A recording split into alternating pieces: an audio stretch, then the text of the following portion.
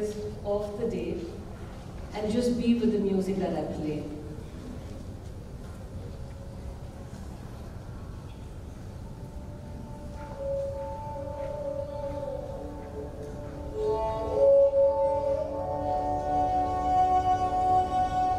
I would like you to think of where the melody is coming from.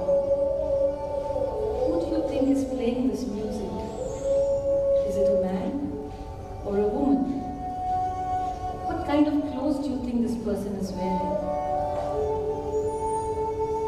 I would like you to take in the fragrance of the incense around you and try and visualize the place where you think this person could be. I want you to think of the feelings it's evoking in you and stay with that for a moment. I would like you to open your eyes very slowly and look at the image before you. 99% of my children come very close to the description that you see here. I don't know how many of you were able to conjure the image that looks exactly like what is here before you. There's TEDxYouth, who very quietly sits and completely immersed in the music around him, a melody in a raga from long ago. You see him wearing a dhoti, a simple dhoti, and earrings that light the shine of the moon. And he's completely connected with the surrounding that he lives in. What I find incredibly fascinating is little children are actually able to describe it just by engaging with their senses. Ladies and gentlemen, the work is by Nandlal Bose, an artist and art educator who actually led Shantiniketan, a very progressive institution of its time where you could express your creativity and your expression through performance, through theatre, through poetry, through art. And actually it was Rabindranath Tagore and his vision where he felt that not only is the senses of the man very important, but it is also about the way the mind inquires. And any society that does not use both the faculties, is the one that will be left behind in their own progress. That was in 1938. 8 decades later, I stand here today before you to tell you that art has absolutely no relevance in our lives. It's been relegated to the background. And also in our own schools and institutions, it's more an ancillary subject or a hobby class. And I'm sure all of you sitting here, the students here, can go back and revisit your own art classes where it actually was just a fun period. And there's nothing wrong in it being a fun period, provided you're learning and having fun while learning. How did we get there is another story. But what I'm going to share with you today is a story of a 2-year-old boy to that of an 18-year-old young adult, and how he discovered his world and his passion through art. And it's also my journey along with this boy to understand what he was going through that helped me define my own philosophy on which Art First Foundation is based. This 2-year-old boy was, of course, extremely curious, inquisitive, had plethora of questions which obviously I couldn't answer. So I was very excited when he started school, and I thought now they have educators who will be able to address his queries. Well, when he came back home, when he came back with works, I was disappointed. They looked like works which were worked upon. There was absolutely no ingenuity. The child had just created a craft activity which was dictated by the educator. And that made me sad. So what I provided was a platform where the child could really explore different materials and different mediums. And what one sees is that his paintbrush actually would have dragons hiding behind windmill. Or it would actually be a sketch pen which would stop the red light so just he could observe the chaos it would cause. Or he would spend hours trying to create his self-portrait of lying down in the grass and looking at the blue sky. What actually had happened in the process was he was developing his own concept of the world around him through the objects that he engaged with. And it also opened up his own world of how he would express his own creative acts or his creative expression. Well, as he grew older and went to school, I thought now is the time. And now maybe it will change and his art classes would be completely inspired with discussion and concepts and experiences which would would be very new. Well, he created cartoons in school, but what he came back home and did was created caricatures which was infused with the personality. I don't know how many of you sitting here can recognize this, but this is the CID team. And the serial that used to come years ago. In school, he created a scenery, but at home, he explored the same landscape through lines, forms, and colors. In school, he created still life, but at home, he made it come alive. In school, he created Ganpati, and most of us do that during festivals. Either we make a clay Ganpati or we paint it. But when he would come back home, he would try and see meaning. Who is God? What does God really mean? Why is there duality that exists between us, or amongst us, sorry? And what he created was this. And he came back one day and said, do you know, God is a really clever man. He created evil so he could look good. Well, I was very stunned. I didn't know how to respond to that. But I thought, I cannot deny this child a platform so that he could express his existential angst. And for him, art became a cathartic process. Well, I was getting a little restless because I thought it's time that I should do something about it. But I think I just still had to wait. I still had to learn more lessons. And one of the things was also he was growing and he was reading a lot. And he was discovering a lot about his own culture, historical figures, acts of valor. And he was presented with a situation where he had to make a poster on Independence Day. What was expected was a very simple chart most people put up on their boards. But he thought, oh, this is the time for me to shine. I have ideas and I know what I want to do. And what he did was he thought Gandhiji was the one who was responsible for uniting all the freedom fighters so that common man in India could live in peace. Well, I'm sure you will not be surprised if I told you he was shown the door.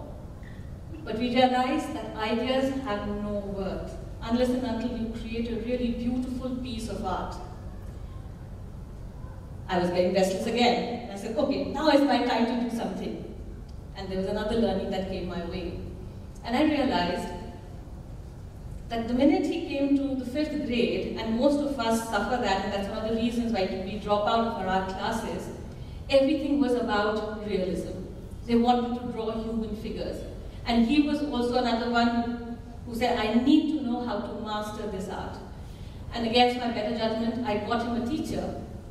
And for the longest time, they kept trying to master this skill, till there came a time when he forgot to think. And that was bothersome. But he came to me and told me, help me. And it took me a year of a lot of hard work to bring back that wonderment in his life. And we realized that imitation and realism at this age suppresses creativity. And now I was ready. I said, I have so many insights.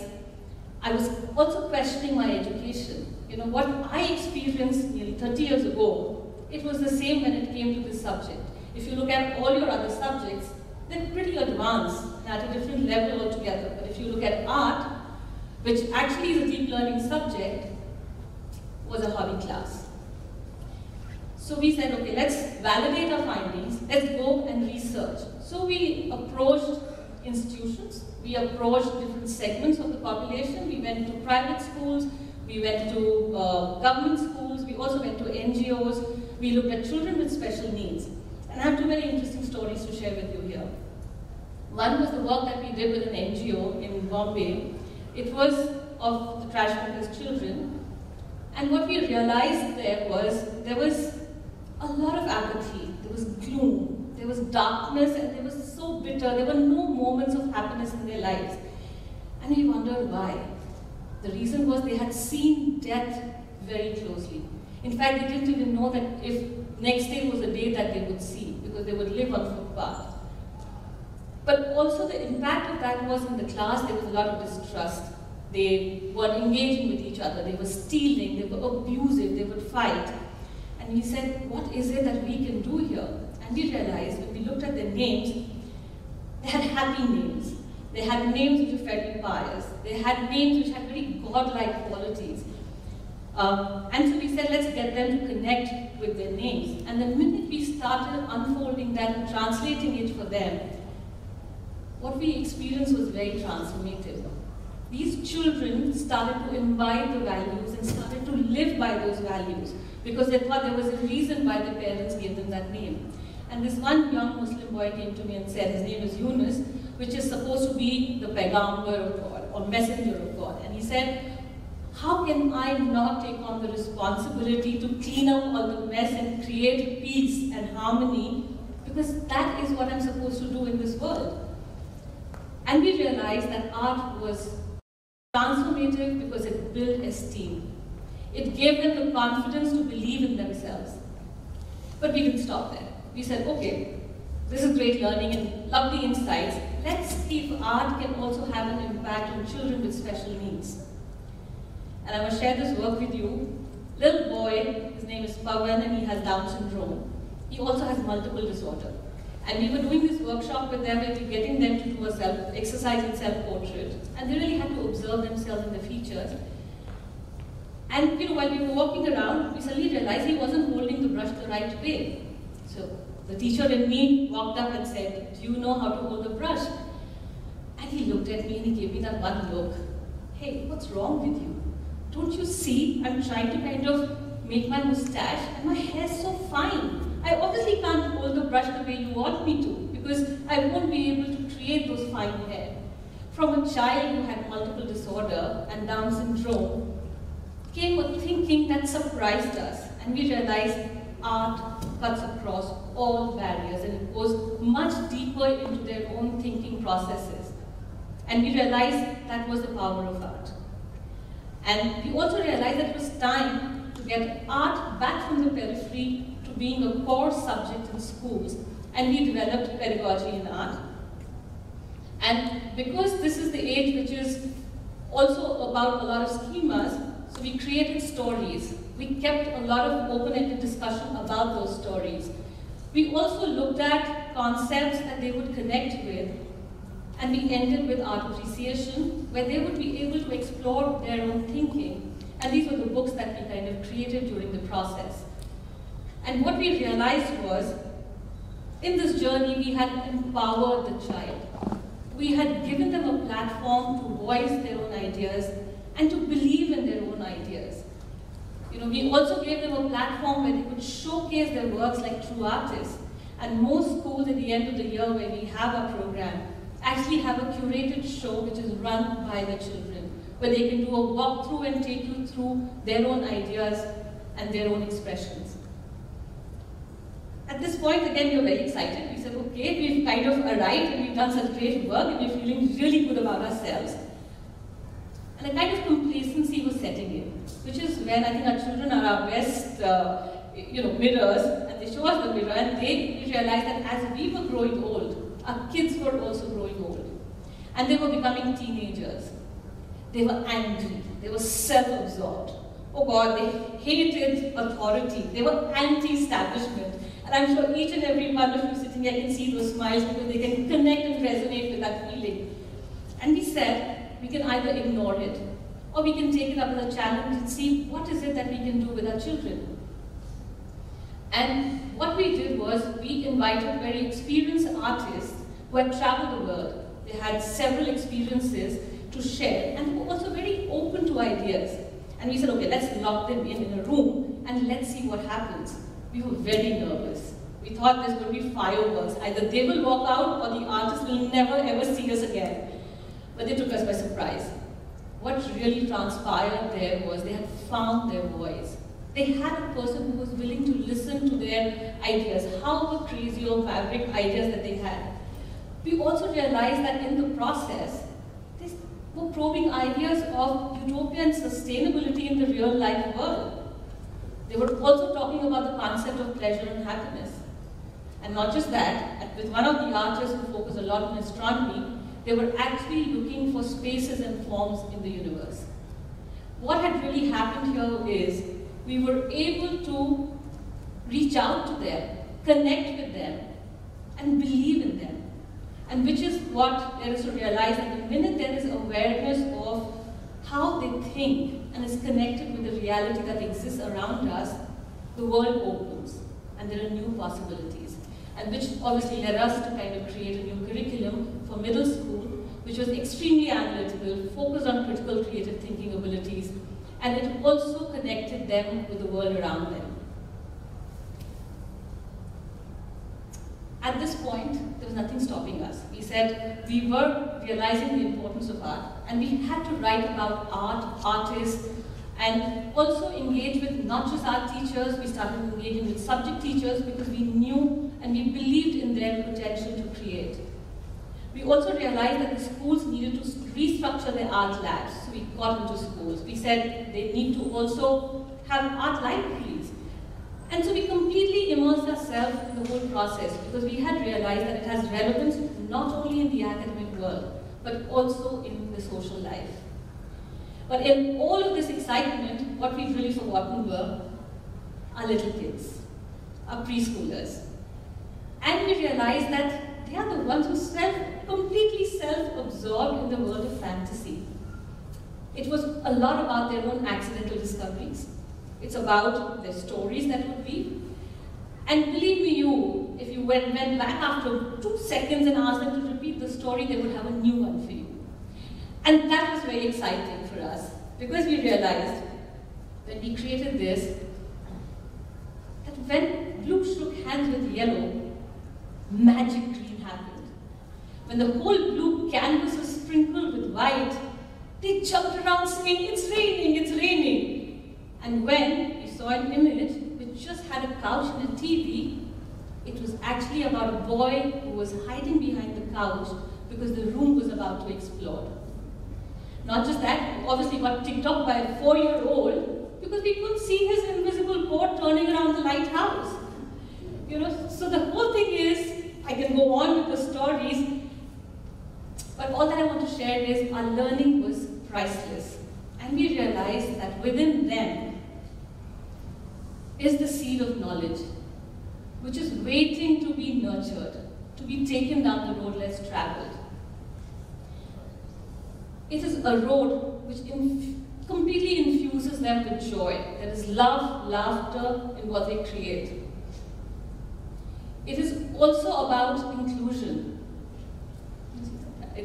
And the whole thing is, it builds a circle of trust, acceptance, because art is a non-threatening subject. It was also about immersion, which took them much deeper into their own space of learning to be able to express their ideas more creatively. It was challenging, because it challenged their creative skills and their imagination. It was also about collaboration. They were at the core of it. They were the artists. And it was also about how their art was being made visible, which could then reflect on their own conceptual experiences in life. What we were actually trying to do was, we were breaking boundaries. We were taking art from places of aesthetics into a very fertile terrain of the mind. We were pulling art out of the frame into the land of wonderment. We were also breaking the boundaries and spaces and taking it into open spaces where art could thrive. Standing here before you, I feel very proud to say the journey has been difficult. It's never linear, and you always have learning curves. For us, we are either loved instantly, and so we have lots of time with our teachers and educators, or they show us the door. So there are no gray areas for us. But what's exciting is that there is great acceptance, and we're able to make art a core subject in most schools to make them understand and celebrate the power of thinking the child brings to the table. Thank you so much.